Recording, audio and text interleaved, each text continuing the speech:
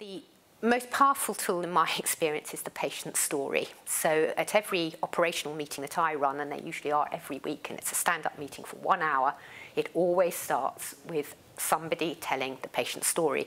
Sometimes we can get the patient there to tell the story, which is even more powerful. But if we can just pick up a patient story and just say, this was my patient, she was an 83-year-old lady who came in with a fracture neck of femur.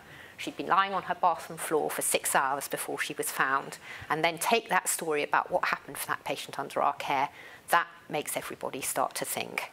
And with that, you can then attach the much more less emotive data. And when the two stories run together, you can really start to help people understand that it's not bad people in this system, it's good people. The patients are always telling us how wonderful the staff are, but it's wonderful staff trying to get their patients through a system that's made of glue.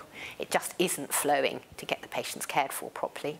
In my experience, for how other organisations have done it, is that there has been a switch at executive level from micromanaging individual departments through silos like a medicine that looks after medicine and surgery that looks after surgery and support and diagnostic services looking after support and diagnostics, and to focus just purely on the unit cost of processing a patient in those silos, to actually thinking about the whole flow of the patient and the total cost of care end to end.